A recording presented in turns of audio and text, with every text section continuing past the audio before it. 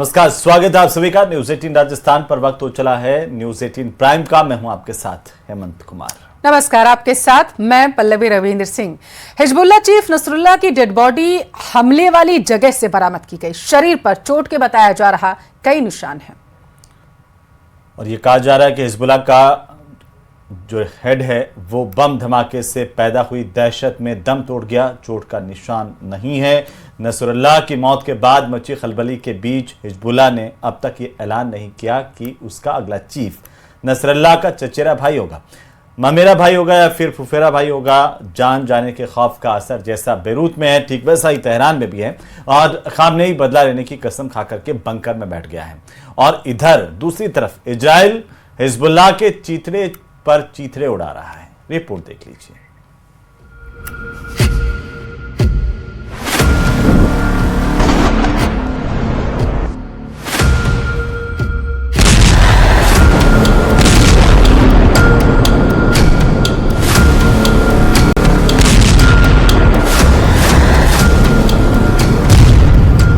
कौन है मोसाद का मैजिक मैन? किसने दी नसरल्लाह के हेडक्वार्टर में मौजूद होने की इंफॉर्मेशन? हिजबुल्लाह के भीतर कौन है वो भेदिया जिसने दी इजराइल को नसरल्लाह के लोकेशन की सटीक जानकारी? किसने पहुंचाई इजराइल डिफेंस फोर्स को मिनट टू मिनट नसरल्लाह के मूवमेंट की सूचना? डबल एजेंट ने कैसे बैरूत में बैठे बैठे ले ली नसरल्लाह की जान?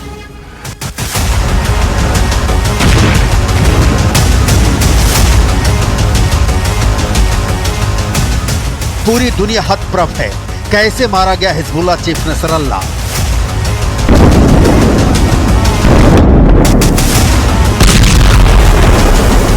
वर्षों से सिर्फ स्क्रीन पर दिखने वाला नसरल्लाह कहां रहता है, कहां से वीडियो जारी करता है, कहां बना है उसका गुप्त ठिकाना, कब बैठता है हेडक्वार्टर में, कब करता है मीटिंग, इजराइल की खुफिया एजेंसी मोसाद 20 सालों से इसकी इंफॉर्मेशन जुटा रही थी। लेकिन 26 सितंबर 2024 तक नसरल्लाह मोसाद के रडार को चकमा देने में कामयाब होता रहा। सवाल उठ रहे हैं कि 27 सितंबर की रात ऐसा क्या हुआ कि नसरल्लाह की लोकेशन मोसाद ने ट्रैक कर लिया। आईडीएफ ने फाइटर प्लेन F-35 को बैरूत रवाना किया और नसरल्लाह को ठिकाने लगा दिया।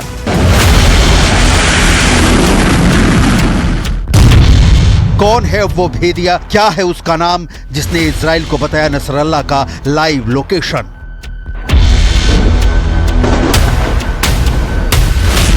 अठारह वर्षों से नसरल्लाह अंडरग्राउंड था। हिजबुल्लाह के टॉप कमांडो तक को पता नहीं होता था कि नसरल्लाह कब कहां दिखाई देगा।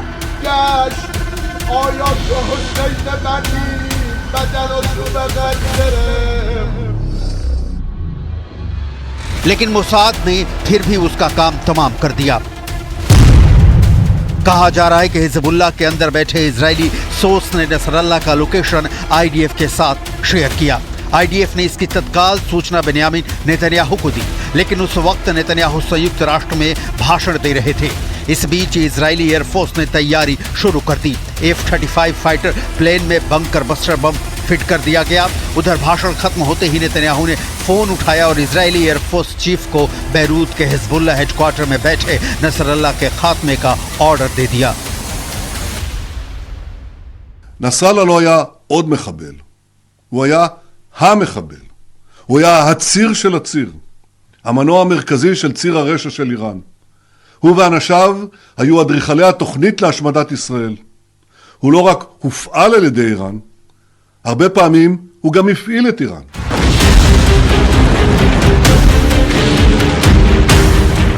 नसरल्लाह को मारना इतना आसान नहीं था, लेकिन जो आसान हो वो काम मोसाद के हिस्से नहीं आता। मोसाद तो वो है जो बदला लेने के लिए 15 सालों तक अपने दुश्मन का पीछा करता है, उन्हें मौत के घाट उतारता है, जिन्होंने म्यूनिख ओलंपिक के दौरान उसके 11 खिलाड़ियों को मारा था।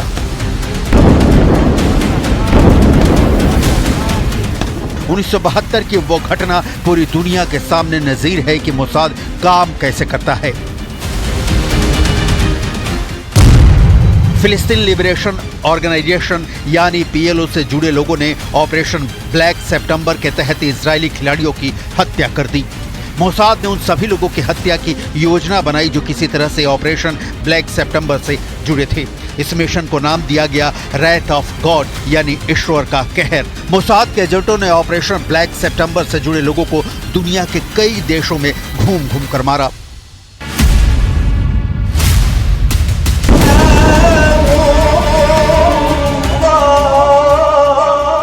खुफिया एजेंसी मोसाद कितनी सटीक जानकारी के साथ काम करती है, इसके अनेक उदाहरण हैं। हमास चीफ इस्माइल हानिया को ईरान ने अपनी राजधानी तेहरान में छिपा रखा था। ईरान के टॉप मिलिट्री कमांडो का दस्ता जो रिवोल्यूशनरी गार्ड से थे उन्हें हानिया की सुरक्षा में लगाया गया था, लेकिन मोसाद के एजेंटों ने इस सुरक्षा दीवार में सींध लगा दी। हानिया की लाइव लोकेशन का पता लगाया। हानिया अपने 7 तालों वाले बंद दरवाजे के भीतर बैठा बैठा धमाके में बुरादा बन गया।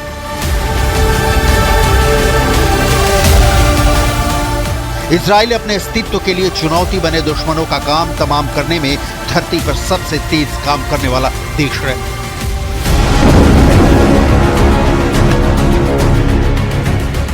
जादूगर की तरह काम करने वाला मोसाद यूं ही नहीं हैरत अंगेज ऑपरेशन के लिए चर्चित है।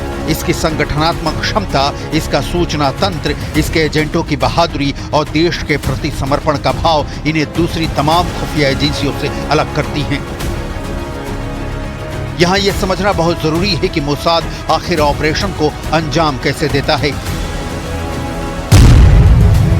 मोसाद के कुल 6 डिपार्टमेंट हैं।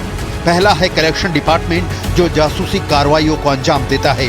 दूसरा है political action and licence department जो राजनीतिक गतिविधियों को अंजाम देता है और दूसरे देशों की सरकारों से डील करता है। तीसरा है स्पेशल ऑपरेशन डिवीजन, यही डिपार्टमेंट मोसाद के लिए खतरनाक ऑपरेशंस को अंजाम देता है। चौथा है एलएपी डिपार्टमेंट जो साइकोलॉजिकल वॉरफेयर और प्रोपेगेंडा ऑपरेशन करता है। पांचवा है टेक्नोलॉजी डिपार्टमेंट जो मोसाद के लिए हथियार, गैजेट जैसी चीजें डेवलप करता है। छठा है रिसर्च डिपार्टमेंट जो बैकग्राउंड से लेकर दूसरी चीजों की जानकारी एजेंसी को देता है। कोऑर्डिनेशन का अद्भुत नमूना है खुफिया एजेंसी मोसाद और इजरायली सरकारी संगठन पर जान छिड़कती है। यही कारण है कि मोसाद का करीब 7,000 स्टाफ हैं। इस जासूसी एजेंसी का सालाना बजट $3 बिलियन के आसपास है। रुपये में ये राशि 250 अरब से ज्यादा है। मोसाद के सबसे टॉप रैंक के अफसर इसके डायरेक्टर होते हैं। ये डायरेक्टर किसी अफसर शाही वाले तंत्र में फंसे बिना सीधा प्रधानमंत्री को रिपोर्ट करते हैं।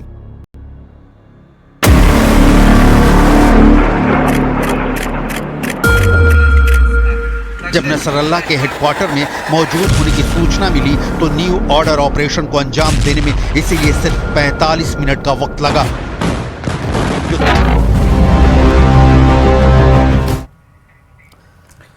तो जम्मू कश्मीर और हरियाणा में हो रहे चुनाव का शोर पूरे देश भर में गूंज रहा है। बीजेपी हिंदुत्व, राष्ट्रवाद और वक्फ में संशोधन कर कमियों को दूर करने की बात कह रही है। तो वहीं दूसरी तरफ कांग्रेस कह रही है कि बीजेपी को सत्ता से बाहर करके हम दिखाएंगे। आप रिपोर्ट में समझिए।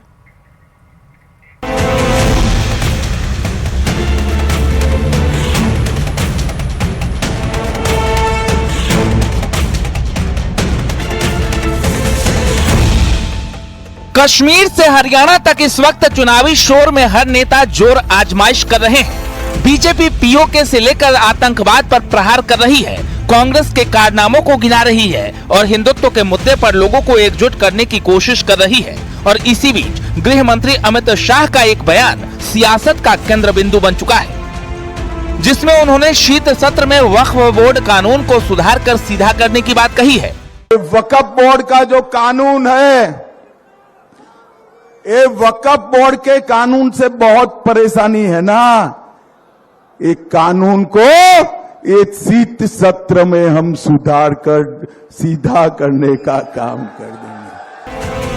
अमित शाह ने हरियाणा के गुरुग्राम में वक्फ बिल में संशोधन संसद के इसी सत्र में करने की बात कही है, जिसके बाद मामले पर राजनीति तेज हो गई है। अगर भारत सरकार नया वक्फ संशोधन बिल लाती है तो मुसलमान इसका स्वागत करेंगे, क्योंकि इससे भू माफियाओं का जो एक मायाजाल है वो खत्म हो जाएगा। गृह मंत्री अमित शाह के आज के बयान से, चुनावी रैली में जो उन्होंने बयान दिया, इससे साबित हो गया कि वक्फ अमेंडमेंट बिल जो है वो चुनाव की राजनीति को देखते हुए लाए। उनको ये नहीं मालूम कि जब कोई मामला जॉइंट पार्लियामेंट्री कमेटी को रेफर हो जाता है तो वो एग्जीक्यूटिव के डोमेन से बाहर हो जाता है।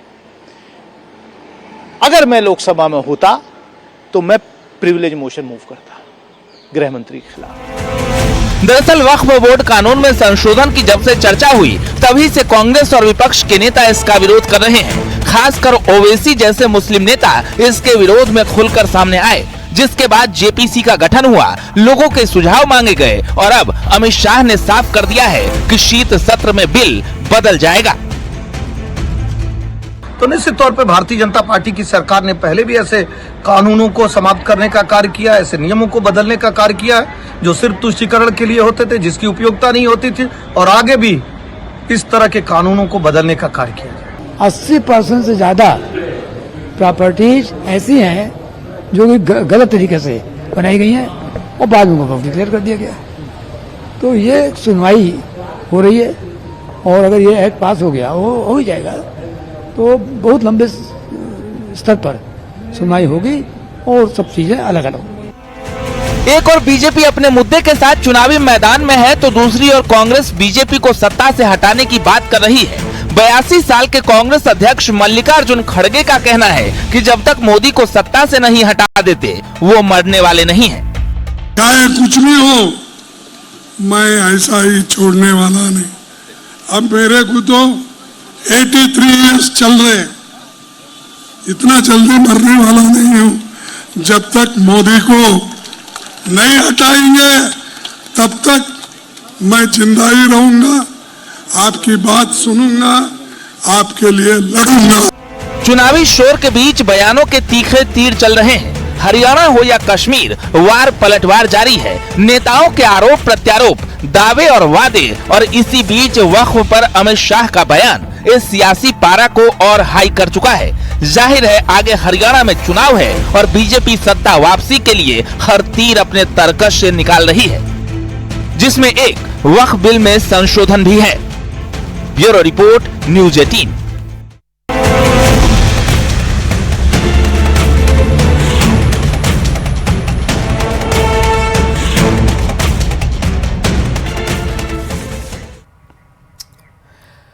अब जो तस्वीरें हम आपको दिखाने जा रहे हैं वो हैरान करने वाली है। नेपाल के कोसी बैराज की ये तस्वीरें तबाही मचाने वाली हैं।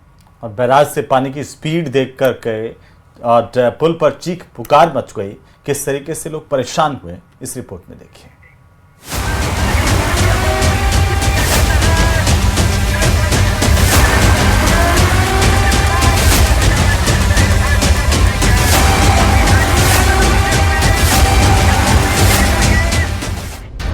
नेपाल में बाढ़ का प्रलयकाल।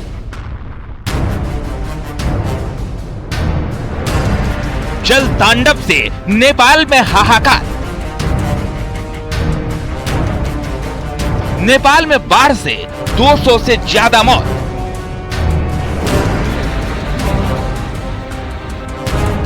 नेपाल में कहर, यूपी बिहार तक असर।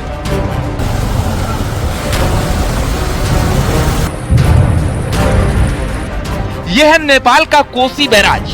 इस भयानक तस्वीर और लहरों की गर्जना से अंदाजा लगा सकते हैं कि नेपाल में मंजर कैसा होगा, कैसी तबाही मची होगी।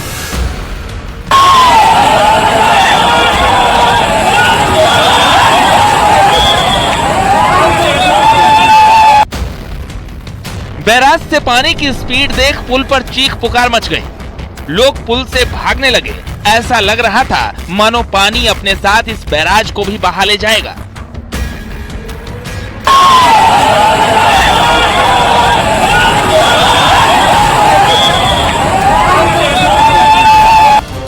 कोसी के इसी पानी की वजह से नेपाल में प्रलय जैसी स्थिति है। नदियां उफान पर हैं और गांव के गांव बाढ़ के पानी में समा चुके हैं। 200 से ज्यादा लोगों की मौत होने की खबर है। कई लोग लापता हैं। नेपाल में आई तबाही का असर बिहार से यूपी तक हो रहा है। यूपी के तराई और पूर्वांचल के इलाकों में नदियां उफान पर हैं। गोरखपुर में घाघरा नदी का जलस्तर एक बार फिर बढ़ चुका है। गोरखपुर से होकर बहने वाली सभी नदियां इस वक्त उफान पे हैं। अभी कुछ दिनों पहले ही वो खतरे के निशान से नीचे गई थी, लेकिन अब एक बार फिर से वो सारी नदियां चढ़ाव की तरफ हैं। इस वक्त आप घाघरा के रफ्तार को देखिए और उस रफ्तार में लगातार बढ़ोतरी हो रही है। जितनी बारिश नेपाल में हुई है, अगर वो पूरा पानी इस साइड में आता है तो पूर्वांचल के कई जिले, साथ ही तराई बेल्ट के कई जिले इससे प्रभावित होंगे। नेपाल से छोड़े गए पानी से लखीमपुर खीरी से होकर गुजरने वाली शारदा, घाघरा और सुहेली नदी ने रौद्र रूप धारण कर लिया है। शारदा नदी खतरे के निशान के ऊपर बह रही है और उसके पानी से निघासन पलिया के 20 गांवों का संपर्क टूट चुका है। लखीमपुर खीरी के पलिया तहसील के शारदा पुल के पास खड़े आप मेरे पीछे वीडियो लोग देख सकते हैं। शारदा पुल इस समय खतरे के निशान से ऊपर चल रही। बस को लेकर शारदा नदी ने पलिया और आपके निगासन 2 तहसीलों में तबाही मचा रखी है। लगभग 1 लाख से अधिक की आबादी प्रभावित इस पानी से है। बाढ़ चारों तरफ फैली हुई है। पलिया कस्बा टापू बन गया है। आप देख सकते हैं कि पूरी तरीके से जो रेलवे का पुल है, जो ये सड़क मार्ग का पुल है, जो बिल्कुल पुल के ऊपर छूने को आमादा है। बाढ़ का पानी खतरे के निशान से लगभग 20 सेंटीमीटर ऊपर इस समय नदी शारदा बह रही है। अपने विकराल रूप में लगातार पानी का डिस्चार्ज बढ़ता जा रहा है और नेपाल के से जो नदियां आ रही है उनका पानी भी डाइवर्ट होकर इसी नदी में आ रहा है, जिससे लेकर ये जो नदी है बिल्कुल उफान पे है, रौद्र रूप में है। लगातार नदी का उफान बढ़ता जा रहा है। नेपाल से गंडक नदी में छोड़े गए पानी से कुशीनगर में भी बाढ़ की बड़ी समस्या है। रास्ते टूट गए हैं और इलाके में नाव चल रही है। कुशीनगर जिले के खड्डा तहसील के लगभग आधा दर्जन गांव ऐसे हैं जिनका संपर्क जिले के अन्य हिस्सों से कट गया है। आप देख सकते हैं कि इन गांव में जाने वाले रास्ते हैं, जो रास्तों में पानी भर गया है। यहाँ के लोग किस तरह से जीवन यापन कर रहे हैं, आप इसका सहज अंदाजा लगा सकते हैं। कितनी दुश्वारियां उठानी पड़ रही है, इनका जीवन कितना बुरा हो गया है, ये खुद आप समझ सकते हैं। क्योंकि यहाँ ना आने का रास्ता है और ना ही जाने का रास्ता है। सबसे बड़ी बात यह है कि इस बार जो नेपाल से निकलने वाली नदी नारायणी गंडक नदी है, इसमें लगभग 5.5 लाख क्यूसेक पानी छोड़ा गया है, जिसके बाद इन गांवों में बड़ी संख्या में बाढ़ का पानी घुसा हुआ है। एक ओर नेपाल से छोड़े गए पानी से आई बाढ़ और दूसरी ओर लगातार हो रही बारिश से यूपी के कई इलाके पानी पानी। मामले को लेकर सीएम योगी ने अधिकारियों के साथ समीक्षा बैठक कर पूरी तत्परता से काम करने के आदेश दिए। बाढ़ और बारिश प्रभावित जिलों में अधिकारियों को लगाए गए हैं। लोगों को राहत पहुंचाने और फसलों के नुकसान का आकलन करने के लिए जिला अधिकारियों को कहा गया है। महाराजगंज, बलिया, फर्रुखाबाद, गोंडा, कानपुर, कुशीनगर, लखीमपुर खीरी, गौतम बुद्ध नगर, हरदोई, शाहजहांपुर, सीतापुर में बाढ़ और बारिश से पैदा हुए हालात पर सीएम योगी की नजर है। Bureau report, news 18। तो वहीं भारत ने आतंक के मुद्दे पर संयुक्त राष्ट्र में पाकिस्तान को कड़ा संदेश दिया। विदेश मंत्री एस जयशंकर ने पाकिस्तान को साफ शब्दों में कहा कि पाकिस्तान पीओके को छोड़ देगा। तभी भारत और पाकिस्तान के बीच समस्याओं के समाधान के लिए बातचीत संभव है। विदेश मंत्री एस जयशंकर ने सीमा पर आतंकवाद पर पाकिस्तान को कड़ी चेतावनी दी। रिपोर्ट देखिए।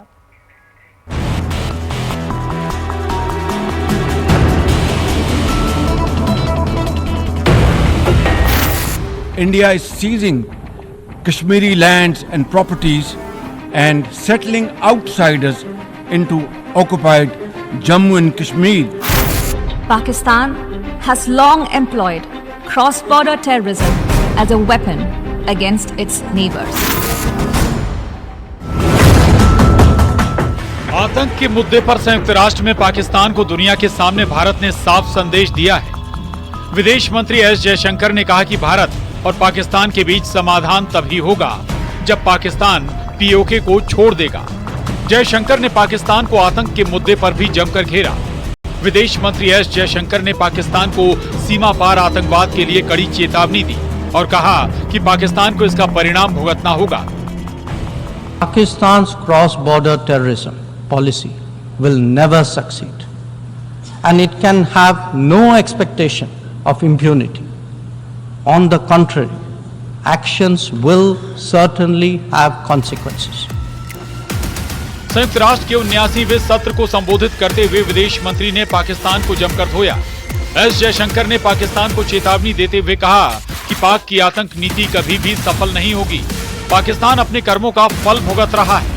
विदेश मंत्री यहीं नहीं रुके, उन्होंने कहा कि पाकिस्तान की जीडीपी सिर्फ कट्टरता में काम आती है।